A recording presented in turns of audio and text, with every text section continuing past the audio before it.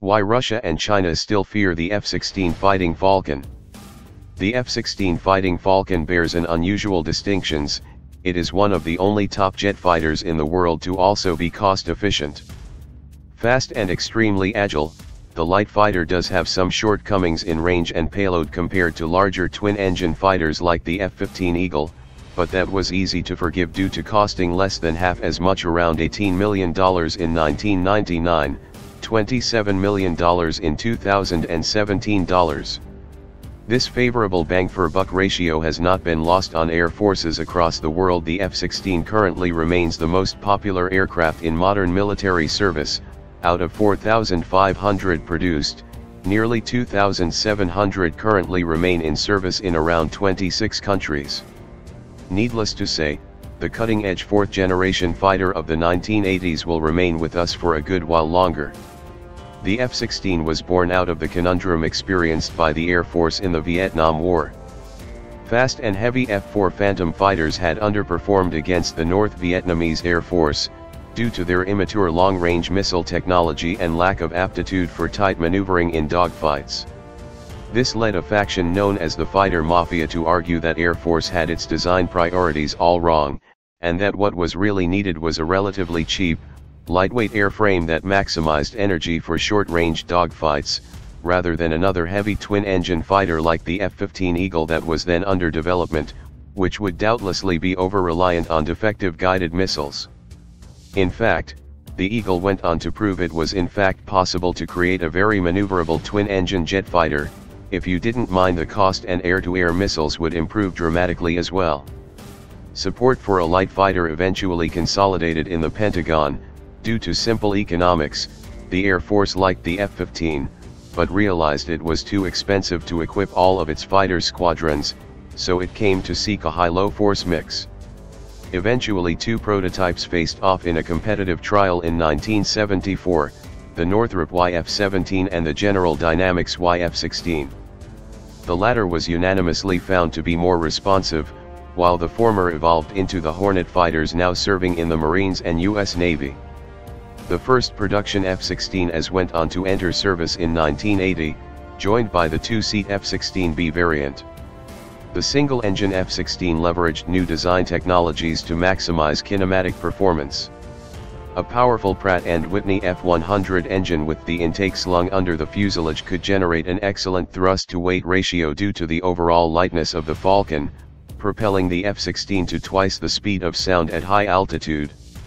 Pronounced strakes bulged out like the hood of a Cobra from the fuselage to support the cropped delta wings, enabling very high roll rates. A bulging bubble canopy afforded an excellent field of view for the pilot, who was lounged in a seat angled 30 degrees back so as to mitigate the G-forces from violent maneuvers. And the F-16 could pull off very violent maneuvers indeed, becoming the first jet fighter able to pull 9 Gs in a turn tighter than any other U.S. fighter until the advent of the F-22 Raptor. This explains the type's service in the Air Force's Thunderbirds aerobatics team. In fact, to maximize its maneuverability, the F-16 was intentionally designed to be aerodynamically unstable, a deficit which its flight control system automatically compensated for. This worked thanks to the F-16's then revolutionary fly-by-wire control scheme, which basically meant that the pilot's controls were interpreted via an electronic interface instead of via hydraulic or cable-connected manual controls. Not only were fly-by-wire controls more reliable, but they made it possible for the flight computer to correct the pilot's maneuvers as necessary to avoid exceeding the Falcon's tolerances. Another feature was an integrated throttle in the joystick, known as hands-on throttle and stick, HOTAs, enabling much smoother operation by the pilot. Fly-by-wire and HOTAs have since become standard features in modern combat aircraft. Unlike the early model F-14 and F-15s, the Falcon was also designed as a multi-role fighter, and it could lug up to 17,000 pounds of munitions or electronic warfare gear on its 11 hardpoints, including a new generation of precision-guided weapons such as Maverick missiles and laser-guided bombs. A 20mm Vulcan cannon in the lower fuselage served as a backup weapon. Ironically, while the fighter mafia had little faith in guided missile technology, The F-16 arrived just when such weapons attained a new level of efficiency, and the Falcon's APG-66 Doppler radar, heads-up display and targeting computers were able to leverage these weapons to deadly effect. This was demonstrated in June 1982, when Israeli F-15s and F-16s engaged in a massive three-day air battle over the Bekaa Valley against Syrian jet fighters.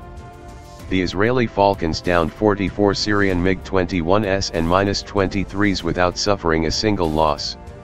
A year earlier in 1981, the Falcons had demonstrated their versatility when 8 of the brand new fighters bombed the Osirak reactor in Baghdad with 16 2,000-pound Mark 84 bombs, bringing Saddam Hussein's nuclear program to a halt. By the mid-1980s, the currently serving F-16C and 2C-D models entered service. These boasted modernized avionics such as liquid crystal displays and new APG-68 radars that allowed for long-range missile engagements with newer AIM-7 Sparrow and forthcoming AIM-120 AMRAAM missiles. The C and D have since undergone several more incremental upgrades, including better radars, GPS-targeted weapon capabilities and the integration of the AIM-9X Sidewinder heat-seeking missile, which the pilot can target using a helmet-mounted cueing system permitting an F-16 to shoot at an enemy within visual range without having to line them up directly in front of its nose. The U.S. F-16 fleet first saw action in the 1991 Gulf War, where it flew more than 13,000 strike missions loaded down with 2,000-pound bombs and Maverick missiles. F-16s embarked on the largest airstrike ever over downtown Baghdad during the 72-ship form Q, though 2 of the Falcons were shot down by air defense missiles during the raid and their pilots captured. One squadron took on wild weasel duties by hunting down Iraqi surface-to-air missile batteries with AGM-88 HARM missiles. The Air Force also attempted to boost the F-16 as a replacement for the A-10 Thunderbolt in the closed air support role by equipping F-16Cs and Ds of the 138th Fighter Squadron with paved claw 30mm Gatling cannon pods. However, the lightweight jets were so shaken up by the weapon's recoil that the idea was abandoned, and the A-10 fleet survived yet another of many assassination attempts by the Air Force brass. After the formal end of hostilities, F-16s enforcing the no-fly zone over Iraq scored the first kill using the long-range AIM-120 Scorpion missile when they downed a speedy MiG-25 Foxbat. Since the Gulf War, the Falcon has been ubiquitous in US and NATO air campaigns over the former Yugoslavia, Iraq, and Syria. American and Belgian F-16s shot down additional enemy fighters over Serbia and Kosovo during the 1990s, though 2 were brought down by Serb surface-to-air missiles. The F-16s sold abroad have also seen action in plenty of conflicts. Pakistani F-16s shot down 10 Soviet and Afghan aircraft on its border during the 1980s. In 1992, 2 Venezuelan Falcons pilots played a key role in defeating a coup by supporters of Hugo Chavez by shooting down 2 rebel OV-10 Broncos and a Tucano trainer. By one count, the Falcon has shot down 76 enemy aircraft, while only suffering 1 or 2 losses in aerial combat, generally under ambiguous circumstances. A Pakistani F-16 shot down another by accident, a Greek Mirage downed a Turkish F-16 in what had formerly been mock aerial combat. And of course, Falcons have continued to serve as bomb-toting workhorses for airstrikes on targets in Lebanon, Iraq, Libya, Syria, Afghanistan, and Pakistan. The most sophisticated F-16 in service today aren't in the U.S. Air Force unit, but rather Block 62 F-16Es and FS ordered by the United Arab Emirates.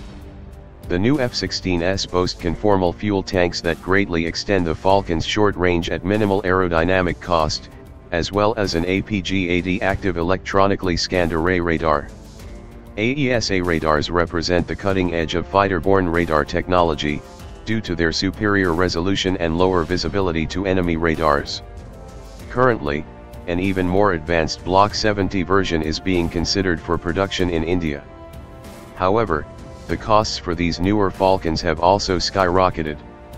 Due to delays and cost overruns in the F-35 stealth fighter program, the U.S. Air Force intends to continue flying its 1,200 F-16s well into the 2040s by extending the airframe's service life from 8 to 12,000 hours. The Fighting Falcon has proven to be a fine and versatile combat jet, and furthermore, by one count it costs $22,000 per flight hour to operate, compared to $42,000 for a twin-engine F-15. If the agile little fighter has any shortcomings, it's that the American F-16's radar has fallen out of date, and that the type was never designed to carry a great deal of fuel, limiting its combat radius to just 340 miles on internal stores. The Pentagon should eventually consider reasonable measures to keep that fleet up to date, notably the incorporation of APG-83 AESA radars and the adoption of conformal fuel tanks. These issues aside, the F-16 has more than earned its current popular nickname among pilots as the Viper, and will continue to occupy a prominent role in military aviation across the globe for decades to come.